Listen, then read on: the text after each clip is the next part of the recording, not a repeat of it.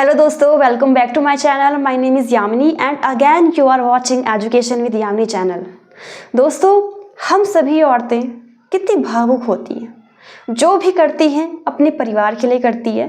Before marriage जब हम कुंवारी होती है तो हमको समझ में नहीं आता कि आखिरकार असली लाइफ क्या होती है। हमारी माँ कितनी टेंशन्स झेल के हमको पढ़ाती है, हमको कुछ बनाना चाहती है, बट हम उस टाइम उसकी इम्पोर्टेंस नहीं समझते हैं। हमको ये लगता है कि पढ़ाई एक बर्डन है, बट आफ्टर मैरिज हमको ये समझ में आता है कि हमने कितना बड़ा मिस्टेक किया, हमने पढ़ाई पे फोकस नहीं किया। और दूसरे टाइप के जो लोग होते हैं वो पढ़ाई करना चाहते हैं, बट फाइनेंशियल कंडीशन ख़राब होने की वजह से वो लोग आगे पढ़ नहीं पाते हैं।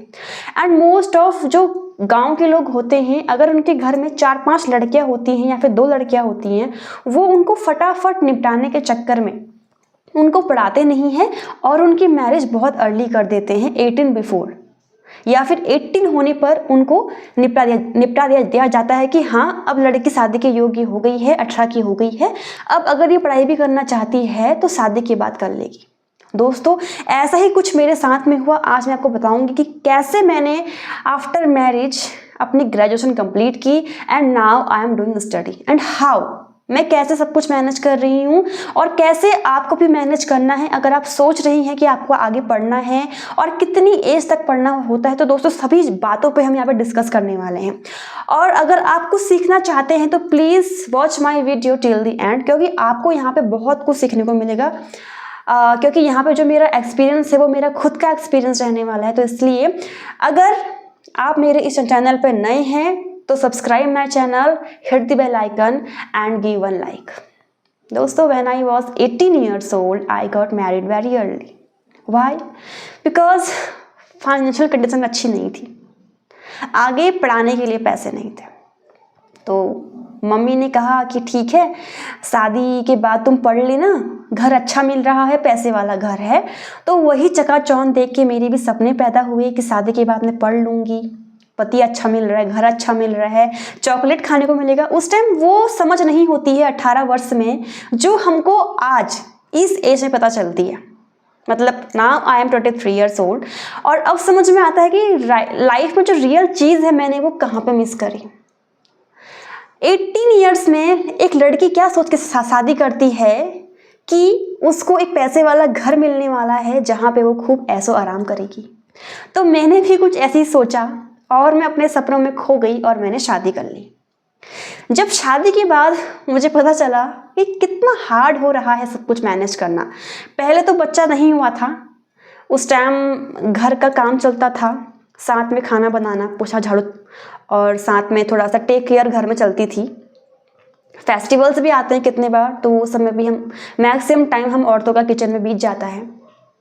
तो जब बच्चा हुआ उसके बाद जब मैं सोच रही थी कि मैं पढ़ाई कर लूँ, बट कैसे करूँ, प्रेगनेंसी है, बच्चा भी 1 साल का हो, 1 साल का ही है, बहुत परेशान करता है, रात भर सोता नहीं है। यही कंडीशन आप सबकी भी होती है। तो उस समय माइंड इतना एक हार्ड बर्डन देता है कि नहीं हो पा रहा यार, कैसे करूँ। और मन में चेतना है कि पढ़ना है, सपना सोच के आई थी, पूरा नहीं हो पा रहा है, कैसे करूँ। तो वही कंडीशन आप लोग भी ये फेस करते होंगे, आई नो अबाउट इट। तो मैंने ये सब चीज़ कैसे हैंडल किया। जैसे ही मेरा बच्चा 1 साल का हुआ, मैंने अपने हस्बैंड से कहा कि मुझे अब पढ़ना है। उन्होंने कहा ओके। एंड देन सब फैमिली में बात की गई, मम्मी जी से पूछा, पापा जी से पूछा, सब ने हाँ भरी कि ठीक है पढ़ लो। तो मुझे खुशी हुई कि हाँ भाई सपोर्ट कर रहे हैं, सब लोग खुश है मेरे पढ़ने से। अब इसके बाद का जो मेरा मेन मकसद क्या था कि मुझे जॉब करनी है, क्योंकि हर लड़की चाहती है कि अगर वो पढ़ लिख रही है तो वो आगे जॉब करे। तो मैं भी चाहती थी कि मैं भी इंडिपेंडेंट हो पाऊँ, कुछ अपनी मदर को भी कुछ बेनिफिट दूँ, क्योंकि उनकी जो कंडीशन है वो अच्छी नहीं है। अगर मेरे साइड से उनकी कुछ हेल्प हो सकती है तो मैं करूँगी, क्योंकि मेरी छोटी बहन भी है, छोटा भाई भी है। मैं नहीं चाहती कि उनकी शादी बहुत जल्दी हो जाए और वो पढ़ लिख नहीं पाए, वो जॉब नहीं कर पाए, क्योंकि मैं देख पा रही हूँ कि बहुत हार्ड हो रहा है आफ्टर मैरिज सब कुछ मैनेज करना। आपको सबकी केयर करनी पड़ेगी। पहले आपके लिए घर गृहस्थी होती है, उसके बाद बच्चा, एंड देन आपके सपने, आपके ड्रीम, आपके बुक्स। और इन सभी के साथ में कैसे मैनेज करना होता है दोस्तों, सबसे पहले आपको गिव अप नहीं करना होता है। आपको अपने मन से ये निकाल देना है कि आपसे नहीं हो पा रहा है और टाइम नहीं है। सबसे पहले होता है कि टाइम नहीं मिल पा रहा है। ये बहुत कॉमन इशू है, बहुत कॉमन इशू। सिर्फ आप ही ये सब चीज़ फेस नहीं कर रहे हैं या फिर मैं ही ये सब चीज़ फेस नहीं कर रही हूँ। बहुत सी औरतें हैं जो ये मेन कंडीशन फेस कर रही हैं अपनी लाइफ में कि उनको टाइम नहीं मिल पा रहा होता है। कभी उनको टाइम 2 घंटा मिलता है, कभी 3 घंटा मिलता है, कभी 1 घंटा मिलता है, कभी उनको समय मिलता ही नहीं है क्योंकि उनकी ट्रैवलिंग होती है। त्योहार आ जाते हैं जिसमें वो अपना मैक्सिमम समय अपना किचन में बिता देती हैं पाक पकवान बनाने में, ठीक है। कभी हेल्थ इश्यूज भी होते हैं जिस समय वो उनको लगता है कि अब पढ़ाई नहीं हो पा रही है। तो बहुत ही उतार चढ़ाव आते हैं हमारी लाइफ में कि हम अपनी स्टडी को मेंटेन नहीं कर पाते हैं। बट उस समय हमारे अंदर से एक आवाज़ निकलनी चाहिए जो मेरे अंदर भी है समाहित, कि हार नहीं मानने का। लाइफ एक बार ही मिल रही है, इसके बाद नहीं मिलनी है। हमें पक्का कन्फर्म नहीं है कि आज हम मनुष्य के रूप में हैं इस धरती पे, कल क्या पता हमको भगवान जानवर बना दे। कुछ पता है इस चीज़ का? नहीं पता है ना। तो इसीलिए हमको जो करना है, जीना है, मरना है, मिटना है, इसी लाइफ में करना है। वो हमारे हाथ में नहीं था कि हमने शादी जल्दी कर ली, वो हमारे हाथ में नहीं है कि हमारे बच्चे हो गए हैं, बट ये हमारे हाथ में है कि हम मेहनत कर सकते हैं। We can do it. तो वही चेतना है जो आपको आगे तक बनानी है। माना कि आपने 10th की पढ़ाई की, शादी कर ली, बट आप ये प्रैक्टिस करें, आप कोशिश करें कि आगे आप पढ़ाई कैसे मेंटेन कर सकती हैं। आप 25 साल की हैं, आप 30 साल की हैं, आप 35 साल की हैं, किसी कंडीशन की वजह से आप पढ़ नहीं पा रही थी, पर अब आपके अंदर ये जागृति आ रही है कि पढ़ने का मन कर रहा है, क्योंकि बहुत से फील्ड में औरतें आगे निकल रही हैं और उनको देख के ये मन कर रहा है हमारा भी कि करना है यार। तो क्यों छोड़ने का? छोड़िए मत उस चीज़ को, अपना सपना बांधे रखिए। जो चीज़ आपने बिफोर मैरिज नहीं की थी वो आप आफ्टर मैरिज भी कर सकते हैं। और वो कैसे कर सकते हैं? अगर आपके अंदर विल पावर है, अगर आपके अंदर वो अनुभव आ रहा है, वो जागृति आ रही है, वो जागरूकता आ रही है कि हाँ मुझसे हो पाएगा। अगर आप मुझे 1 से 2 साल या फिर अगर आपके पास में समय बहुत कम है तो 2 से 3 साल में मैं अपना ये अचीवमेंट ग्रैब्स कर लूंगी, पा लूंगी। आपको कभी समय नहीं मिलता है, हफ्ते में आप अगर 3 दिन ही पढ़ पाती हैं ना, तो वो जिस समय आप पढ़ रही हैं आपका कंसंट्रेशन लेवल आपकी पढ़ाई में होना चाहिए। एंड देन अगर आप किचन में भी काम करती हैं, आप झाड़ू लगाती हैं, पोछा लगाती हैं दोस्तों, फिर भी आप अपने हेडफोन, ये है मेरा हेडफोन जिसको मैं यूज़ करती हूँ, ठीक है। ये एक वायरलेस हेडफोन है, ब्लूटूथ वाला। जब भी मैं काम करती हूँ मैं इस हेडफोन को यूज़ करती हूँ। मेरा फ़ोन एक डिस्टेंस में होता है जिसकी वजह से मेरे हाथ काम पे होते हैं एंड जो मेरा कान, जो चीज़ मैं सुन रही हूँ, मेरा फोकस है वो होता है मेरा आधा, नॉट फुल। आधा फोकस मेरे लेक्चर पे होता है और आधा फोकस मेरे काम पे होता है। किचन का काम कभी ख़त्म नहीं होता। हमारे पूर्वजों ने किचन का काम किया, सास ने किया, मम्मी ने किया, कभी काम खत्म हुआ? नहीं हुआ।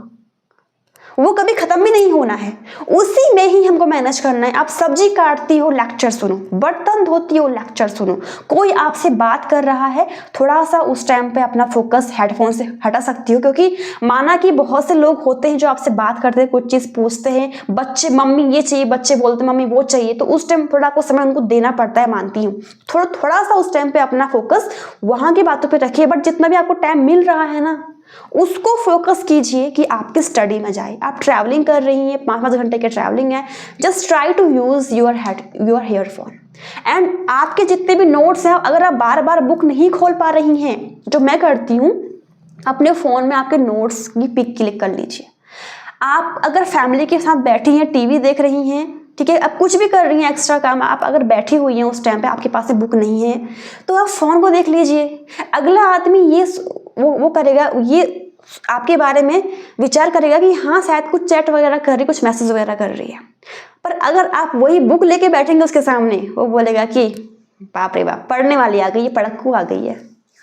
तो आपकी स्टेप से, अपनी कंडीशन के हिसाब से अपनी पढ़ाई को मेंटेन कर सकती हैं, जो मैं भी करती हूँ। वही चीज़ें मैंने आपके साथ अपने दोस्तों यहाँ पे शेयर की है। एंड लास्ट में मैं यही आपसे बोलूँगी कि मेहनत करने से कुछ नहीं बिगड़ेगा, आपका कल और भी बेहतर होगा। आपके बच्चे बोलेंगे कि हाँ ये ही मेरी मदर है। तो अगर आपको वही फीलिंग आपकी इन फ्यूचर में चाहिए तो आप वो सब चीज़ें कीजिए, उनको छोड़िए मत पीछे। और इसी के साथ में अगर आप चाहती हैं कि आप अपने साइड से दूसरी औरतों की भी हेल्प करें तो उसके लिए मेरी इस वीडियो को उनको शेयर कीजिएगा प्लीज़, क्योंकि हम सभी औरतें चाहती हैं जितनी मेरी वीडियो देख रही हैं कि हमारे वजह से अगर कोई दूसरी औरतें भी दबी हुई हैं तो वो भी कुछ कर सके, कुछ बन सके। ओके दोस्तों, तो यहाँ पे दोस्तों मैं अपनी वाणी को विराम दे रही हूँ। अगर आपको मेरी वीडियो से कुछ सीखने को मिला होगा तो प्लीज़ सब्सक्राइब कीजिएगा, और इसी के साथ में अगर आपकी कोई कंडीशन है जो अगर आप कुछ मेरे संग शेयर करना चाहती हैं तो मैंने जो अपना टेलीग्राम ग्रुप है वो मैंने बना रखा है।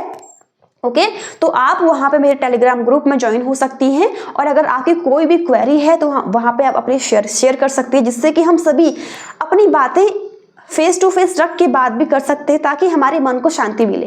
तो दोस्तों इसी के साथ मुझे परमिशन दीजिए कि मैं अपनी वीडियो को यहाँ पे शांत करूँ, अपनी वीडियो यहाँ पे स्टॉप करूँ। तो अब मिलते हैं नेक्स्ट वीडियो में। Take care, bye bye.